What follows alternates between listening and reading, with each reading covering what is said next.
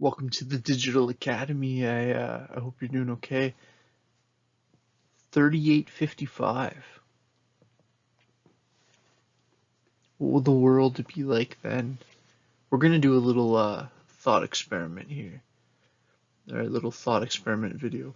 Let's check this out. I watched probably the first 15 seconds or so of this, and it seemed super cool. So I'm hoping the whole video is cool, and this will make for an interesting one.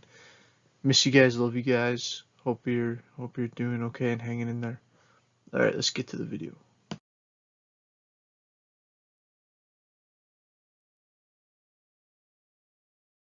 The year is 3855.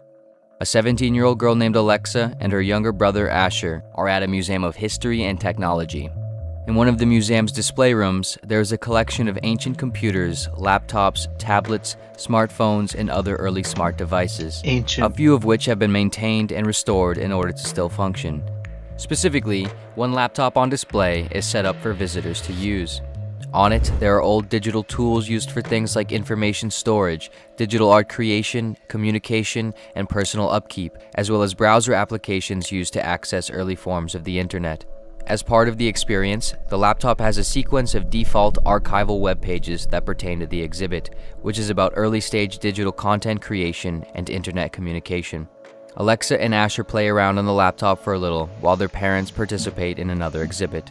While scrolling through the internet pages, they come across a web page of a video sharing platform with the video titled, Internet Video of an Animated Voiceover.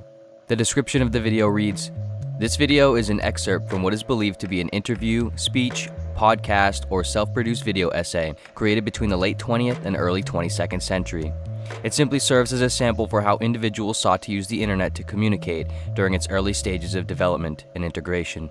The source of the video is unknown due to digital dissemination, false attributions, synthetic media replications, and possible intentional anonymity." Alexa clicks play and the video starts. One last question. When it's all said and done, how would you like to be remembered? It's sort of a funny question, isn't it? Asking how you want to be remembered after you're gone. No one ever knows how they're remembered, nor does anyone ever experience it. And yet, for some reason, we still ask ourselves these sorts of questions. It's a paradox, really, to want something after I'm dead, but only be able to want anything while I'm alive. The question is really more about what I want to imagine while I'm alive then, isn't it? What I want to convince myself my life can be for beyond my own life, seeing as how I can only imagine beyond my own life while my own life still exists. If I were to humor the question though, I don't think I would want to claim any sort of banal, grandiose answers. I don't think I would want to say that I want to be remembered as significant or influential or smart or famous or wealthy or powerful or successful, or that I changed the world in some way. All of that would suggest that I can know what any of that even means in the bigger picture. In truth, I don't know what it means to be influential in a world that lacks clear direction. I don't know what it means to be wealthy in a world filled with poverty. I don't know what it means to be powerful in a universe that trumps everyone and everything. And I don't know what it means to be smart or successful or to change the world as a member of a species that's restricted from understanding what anything might really mean or cause. I suppose I'm attracted to these things as much as the next person, but I cannot say with certain honesty that I believe that in the end, any of these things are worth being remembered for. I guess the next answer would be that I want to be remembered as someone who tried their best to care, to help, to love, to be okay, to err on the side of sympathy and compassion as best I could, to be a good friend, good son, father, and husband, someone who lived honestly with both conviction and a willingness to adapt in what they think and believe, someone who contributed towards something they enjoyed and believed in simply because they could. I'm not entirely sure how good I was at any of these things, though, and I know that this answer might sound equally cliche. But if anything is an answer to how I want to be remembered, I think it's that. But the truth is, history is coded with innumerable amounts of people who lived with these qualities, and mostly none of them are remembered by anyone at all. Perhaps being remembered isn't all that important then, if most people aren't remembered for what's important. Of course, some people are remembered long after they're gone for things that do currently seem important or useful. But even then, if one is remembered because they've done something that's considered useful, isn't it the useful thing that is truly being remembered and not the person in it of themselves? I mean, how does anyone know Albert Einstein if not in terms of scientific contribution? It's not as if the world likes Einstein inherently. The world likes his contributions, or him solely because of his contributions. Any exploration of his character and life is always contextualized or confined within the borders of science genius. In the eyes of history, Einstein would be no one if it were not for his scientific contributions. But of course, Einstein was not no one, regardless of his contributions. His contributions deserve celebration, of course, and so does he. But does our celebration of him now change anything for him then? I don't know if Einstein was happy, or if he wanted to be remembered in some grand way, or if he just wanted to understand more than what was understood at the time. But isn't it possible that his contributions are a byproduct of his experience of life and not the source? And isn't it possible that this is the case for all people that are remembered as great throughout history? I'll certainly admit that there's some longing inside me to be remembered or thought of long after I'm gone. I believe it probably comes from the same place that yearns to live forever and lose nothing. But nothing lives forever, and everyone loses everything. To live for or care about being remembered is like planning your own birthday party on a day that you can't go. If I want to celebrate my life, I can only do it now while I'm still here. I believe everyone should still dedicate themselves to the something or some things that they want to be remembered for, be it a cause, a passion, a good heart, or all of the above.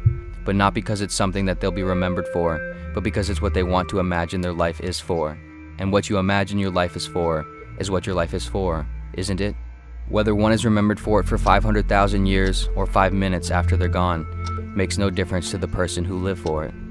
Ultimately, I have no illusions that I will last beyond the minds of a couple generations after me, at best. And so, what I do now, what I dedicate myself to, what I experience behind the eyes of my own self, must be enough. If it isn't, nothing is.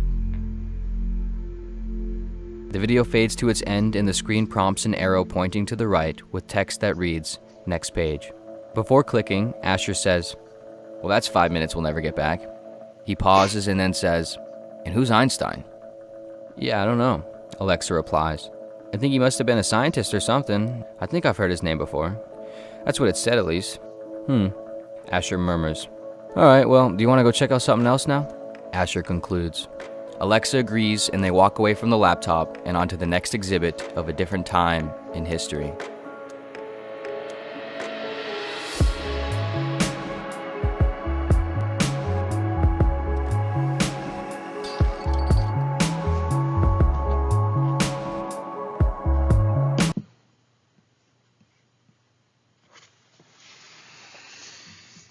So, that was interesting.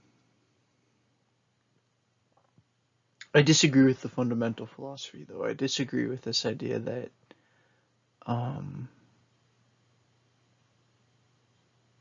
well, because there may not be evidence of us thousands of years later, it makes anything that's current any less significant. I think the world is full of meaning. I think my personal philosophical position is basically the exact opposite of nihilism. I don't think that everything is meaningless. I think that everything is embedded. We embed things with meaning. That's what human experience is. Interesting thought experiment. I don't know. I'm constantly on that look for that nihilistic, nothing matters, so why should you care? And I just think, there's some intellectual attractiveness to that argument, but it's a nowhere road, because what do you do then? Like it's kind of a loser philosophy, and I just can't think of a better way to say that, and I just think it's wrong. I just don't believe that.